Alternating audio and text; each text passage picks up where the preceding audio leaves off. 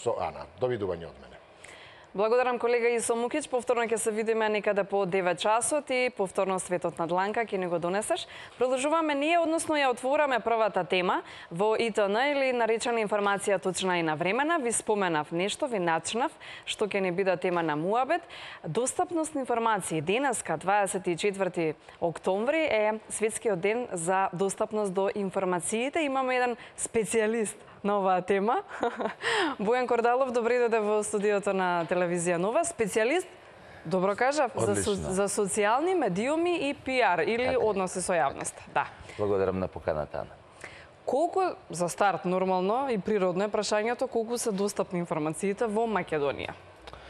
Па, ако говориме за професионалната достапност на информации и ако ги слушаме оние коментари кои што ги добиваме од вас медиумите, понекогаш многу тешко се доаѓа до информациите, но ако говориме како граѓани, како луѓе кои што сме доста зависни од социјалните медиуми, навистина многу често доаѓаме до информациите и дури постои нешто што се нарекува хиперинфлација или огромна продукција на вести во денешно време, што човековиот мозок дури не може да ги совлада, не може да ги изџвака, ниту да се сети каде веќе ги добива информациите, дали е тоа во некој контакт во надвор, дали е тоа на социјалните медиуми, дали е тоа во традиционалните медиуми, во некој непосреден разговор. Едноставно се што памтиме е дека некаква информација ни прелетала низ мозок, а можеби не успеала да допре до нас, можеби сме ја заборавили. Има ли еднаков пристап пред законот или достапност до информациите во однос на оние нели државни институции, имаат веројатно таму некои услови кои треба да ги... Да, си постои нели посебен начин и образец и пристап до кој што се поднесува и добива. Ајде малку да ги запознаеме граѓаните, да, со ова. Секој има право да поднесе барање нели за слободен пристап до информациите, и во одреден рок да ја добие таа информација. Тоа е нели создадено од интерес на тоа да не само добиваме пристап до информациите, туку и секој да може да дојде до еднаков пристап на информациите, бидејќи пристапот на информации не би можел да биде толку важен доколку не е еднаков. И сите држави и влади во светот се стремат и треба да се стремат кон равномерен достап, односно пристап до информации, кој што единствено може да генерира демократија, може да генерира слобода и може да генерира економски просперитет и развој. Да, ги повикувам и гледачите на телевизија Нова, можете слободно да се јавувате на нашите телефонски броеви, спишани се долу на екранот на 2402-002 и на 2402-005. Може слободно да поставувате прашања за нашиот гостин, специјалист за социјални медиуми и пиар.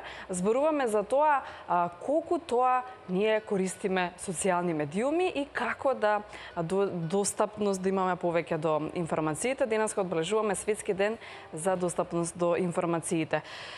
Имаме услови во однос на користењето на социјалните медиуми или се ова безредие? Има некаков ред?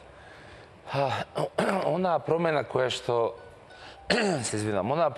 што настана со појавата на социјалните медиуми, тоа е пред 10 години, е можноста да секој од нас во денешно време има така наречен свој медиум. Секако тоа не е телевизиски медиум или весник како печатен медиум или радио, меѓутоа сепак себе промоција. Па себе промоција и можност да креира содржини. Се уште сме должни да посочиме дека овие медиуми кои што ги користиме лично не се без последици, односно не значи дека ако нешто објавиме, ако нешто искритикуваме или шириме говор на омраза, дискриминација и слично, дека не можеме да бидеме повикани на одговорност. Впрочем, социјалните медиуми се многу влијателен канал на информација, кој што многу често знаеме и да го злоупотребиме, но што е многу важно, многу често знаеме да го употребиме за многу корисни и важни информации. Некои од нас го користат за првенствена социјализација, за дружење, за мрежување, некои за информирање и така натаму и така натаму. Меѓутоа, она што мораме да го разбереме е дека социјалните медиуми нудат, односно изискуваат и одговорност. Многу често кога држиме одредени обуки или кога говориме на оваа тема, го давам примерот, например, колку пријатели имате и сега некој ќе каже имам 500, имам 1000. Добро, да речеме дека сте во Македонскиот народен театар, Македонската опера и балет, и излезете на сцената и кажете сега ќе ви кажам нешто, ама да остане меѓу нас. Дали тоа ќе успее да се зачува? Секако дека дека одговорот е не. Значи станува збор за медиуми кои што ја шириме нашата порака, кажуваме одредени мислења, меѓутоа секогаш мора да ги почитуваме правилата кои што важат и кај традиционалните медиуми, кои што важат и пред се во доброто однесување. Бидејќи ако дојдеме до ситуација да разговараме за тоа каде, колку е прекршен законот, веќе сме отишле предалеку. Поентата е дека мораме да градиме... Има и закон за социјални медиуми? Не, нема закон за социјални медиуми, меѓутоа сите закони кои што важат во секојдневниот живот, така да речеме офлайн, важат и онлайн. Ако вие не можете да... Не мислим ако сме офлайн, ништо не важи. Па да, не, ако сме офлайн мислиме дека се важи, ако отидеме онлайн и во нервоза или во афект напишеме некои работи и навредиме или повредиме некого, дека може да не следи одговорност. Значи ќе следи одговорност. И тоа може да се направи по службена должност од страна на државата и тоа може да се направи по приватна тужба. Апелот е дека мора да градиме свест. Апелот е дека мора да работиме на она што се нарекува добра етика на социјалните медиуми. Иако секогаш основното правило ќе биде дека какви сме надвор од нив, какви сме во секојдневниот живот или офлайн, такви ќе бидеме и на социјалните медиуми. Значи некој ако користи псовки, лош речник, кога секојдневно разговара со пријателите, пријателките, тоа ќе го прави на социјалните медиуми. И обратно, ако некој сака многу музика, секако дека најголемиот дел од своето време и на своите профили и канали ќе го посвети на тоа. Да резимирам за ова, клучно е да се изгради свест и да се знае дека во денешно време социјалните медиуми ни нудат многу можности и она што треба да го направиме е да се фокусираме да ги искористиме тие придобивки за разни активности, од приватни до службени, и да внимаваме да не запаѓаме во она што се нарекува негативен публицитет, тоест само да критикуваме со навреди и клевет. Секако дека критиката е добра, меѓутоа ако имаме аргументи, ако имаме смисла, но ако клеветиме, навредиме, шириме говор на мрза, само ќе создадеме поголемо загадување во онлайн просторот и може да се соочиме со негативни последици и тужби. Како се станува во Македонија специјалист за социјални медиуми? Па не постои, односно постојат одредени факултети веќе и денеска кои што ја таргетираат. Имате диплома, специјалист? Па јас искрено имам диплома со 10 годишно искуство, кое што го работам во оваа тема, бидејќи во моментот кога почна да се развиваат социјалните медиуми, јас веќе имав завршено мојот факултет и се посветив стручно и редовно да ја работам оваа работа. Почнувајќи од тогашните блогови, Hi5, MySpace и така натаму, па до денеска она што се нарекува Facebook, Twitter, Instagram, професионална комуникација, односи со клиенти, односно водење во овој дел на социјалните медиуми, градење на стратегии, обуки и слично. Така што во денешно време постојат и специјализирани факултети или смерови насоки дури во Македонија, меѓутоа генерално толку брзо се менува оваа тема, толку брзо работите одат напред во делот на социјалните медиуми што колку дипломи да имате, ви треба буквално следење на новините, ви треба буквално прилагодување на секој пазар, ви треба буквално градење на капацитети ден за ден, бидејќи работите во IT делот или пак во делот на социјалните медиуми многу брзо се менува. Каде што се менува, секојдневно. Па да, во минута се менува. Да, во минута, апсолутно сте оправ. На обуките што им велите на оние ваши посетители што доаѓаат, како да се заштитат во однос на пристапот и воопшто да си го заштитат своето реноме кога станува збор за социјалните медиуми. Или така наречената онлайн репутација. Клучното е прво да се знае дека ние сме креаторите на содржините на нашите социјални медиуми. Значи никогаш да не се става, никогаш да не се објавува тоа што не сакаме другите да го видат за нас. Порано особено, но и денеска постојат заблуди дека ако нешто ставиме, може да не предизвика посериозен ефект или може да го видат само одреден број на луѓе. Никогаш не знаете дали одредена фотографија, видео, статус и така натаму ќе остане прво во рамките на вашите пријатели, ќе излезе надвор и слично. Бидејќи колку и да внимавате, сепак правите јавна објава, правите објава пред вашите пријатели или пред кругот што сте го избрале и како што во реалноста вака може да седиме некаде да разговараме и тоа може некој од нас да го пренесе или слично, тоа може да се случи и на социјалните медиуми. Значи првото е тоа. Ставајте го само на што сакате другите да го видат за вас. Второто, детално анализирајте ги сетензите или поставките кои што постојат на социјалните медиуми, односно на секој социјален медиум. Ако не се разбирате, викнете еден специјалист по социјални медиуми. Па да, секогаш може да не викнат нас, стоиме на располагање, но толку добро и едноставно се направени тие поставки, за буквално да може секој да ги користи, бидејќи целта е да се што повеќе тие тагови, па не ме тагнувајте, па не ме објавувајте во видеа или не знам така натаму. Дали може да ме тагнете или не? Дали ви давам дозвола? А дали ако ме тагнете да може да излезе на тајмлајнот? Кој може да ги гледа одредени постови? Дали може да ве додадат за пријател? Се говориме за Facebook конкретно како најсеопфатна. Кој може порака, кој не, кој може да објави на тајмлајн, кој не. Да, има сетинзи и тука редот си го имаме, добро? Редот многу често не си го имаме, односно треба да си го имаме. Меѓутоа, тоа е нешто што ако сакаме да се заштитиме, треба да го направиме. И третата работа, особено кога станува збор за родители, е да бидат фокусирани и да бидат во текст со новините што се случуваат на социјалните медиуми. Не постои идеална заштита, многу пати сме говореле и јас особено сакам да го давам тој пример. Нас порано главниот фокус беше како да не заштитат надвор. Значи, кога сме кога сме пред зграда, кога сме, дори родителите не знаеле каде сме биле. Кога не сме дома? Кога не сме дома во суштина, и нели оние методи што да правите за да не западнете во неволја и така натаму. Денеска, повеќето од децата или имаат одреден родител, кој што ги чува во наводници или ги надгледува додека играат во своето мало, или пак имаат специализирани активности, кои што се спортски активности, музички активности, јазични активности, така натаму, кои што ги одат во одредени училишта, школи, институти, и се, да речем, во група и во ограничен простор. Затоа фокусот е толку ставен онлайн, односно како децата денеска се заштитат онлайн, бидејќи тоа е нешто кое што за родителите така наречена сива зона. Постојат интересни апликации во Македонија кои што нудат онлайн заштита на децата, кои што можат за околу 15 евра да се купат и да се инсталираат во мобилните телефони на децата.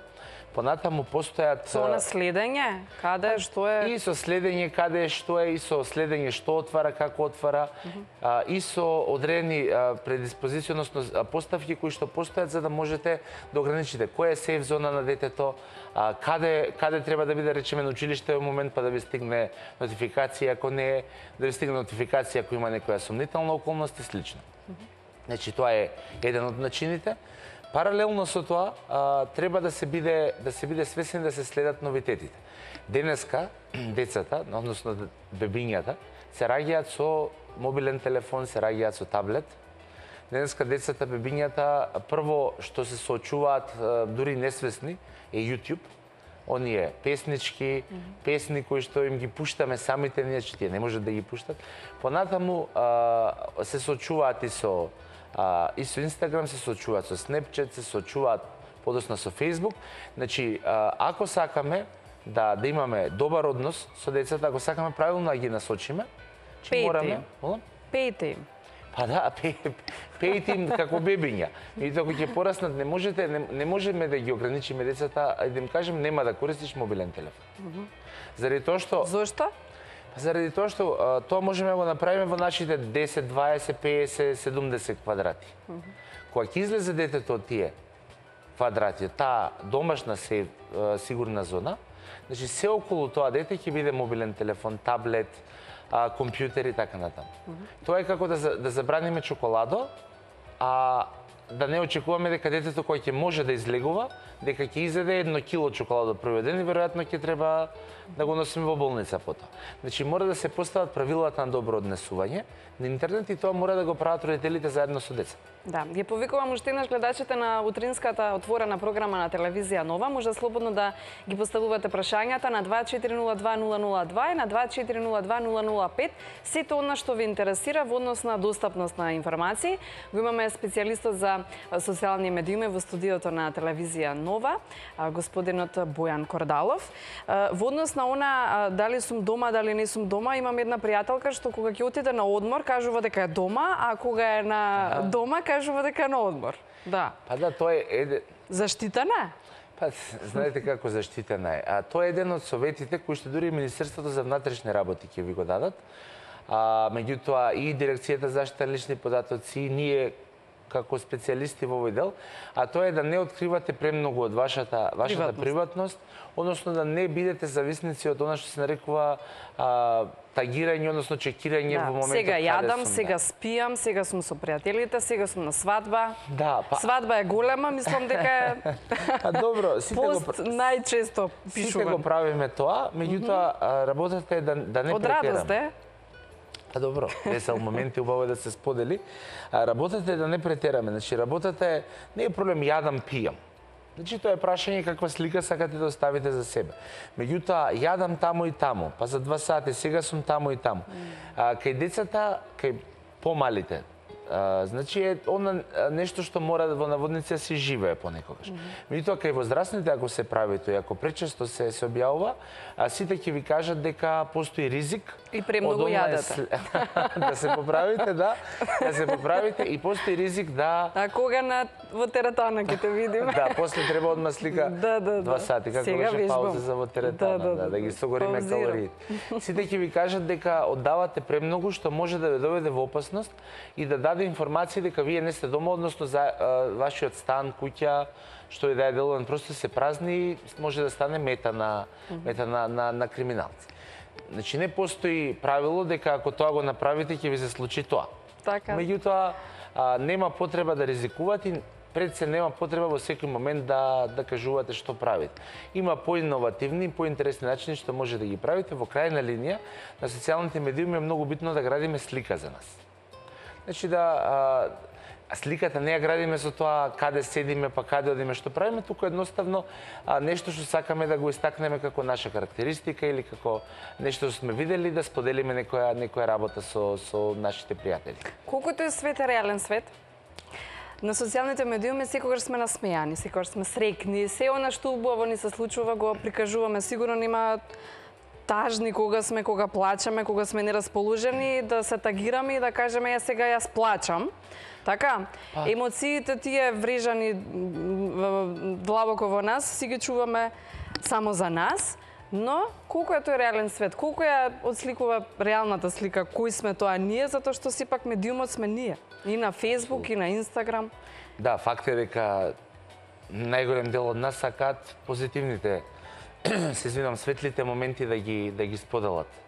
Меѓутоа, постојат и тажни моменти кои што се споделуваат на социјалните медиуми, иако е тоа многу поретко, меѓутоа, иако ние реални во животот, фала Богу, многу повеќе имаме среќни моменти отколку што имаме тажни, но секако тажните повеќе болат, па се сеќаваме повеќе на нив. Колку е тоа реално, секој ќе направи слика кај себе и ќе направи проценка колку од работите ќе ги прикаже реално, колку ќе излаже. Но во земја како Македонија вие не можете да се представувате како среќни, весели и насмејани ако тоа не ви се случува во животот. И тоа е повторно одлика кај младите, кај тинеџерите, да сакаат на тој начин да го привлечат вниманието да станат поатрактивни за своите врсници, друштво, симпатии, девојки, дечковци и така натаму. И тоа е повторно нормално, бидејќи сите ние сме го правеле, но не сме го правеле на социјалните медиуми. Меѓутоа, повторно ќе го кажем оној совет.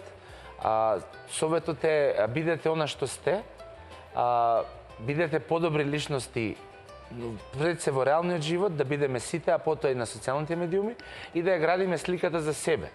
Не водетели кај сме и што сме, туку што е она што сакаме да го споделиме заедно со нашите пријатели и секогаш, барем јас се водам од помислата што е она што ќе направи позитивна атмосфера и ќе прикаже нешто што ќе ги направи другите среќни.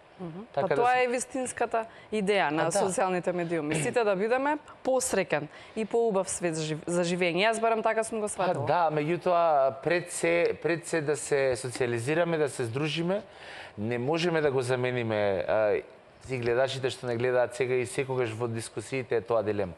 Че не може да се замени така наречениот реален свет, кафе пиењето, излегувањето, дружењето, славењето. Не може да се замени, но земете во предвид колку родители, колку деца, колку партнери и слично, кои што се наоѓаат во две различни земји или две различни континенти, комуницираат по Skype, по Viber, по Facebook Messenger, колкава е таа придобивка, ако не можат да се видат месец, два, три или година дена, да тие можат да бидат во секојдневен контакт и да споделат емоции, споделат радост, да споделат тага, токму преку социјалните медиуми. Да, кажавме, сетинзите се тука, има убаво се објаснато, нека си се заштитат, а посебно родителите собствените деца, но во однос на водење бизнис во Македонија, социјалните медиуми колку тука ни помагаат? Социјалните медиуми веќе се составен дел од речиси секоја стратегија на компаниите и самите тие вложуваат навистина доста ресурси, барем се обидуваат да вложат доста ресурси во овој дел.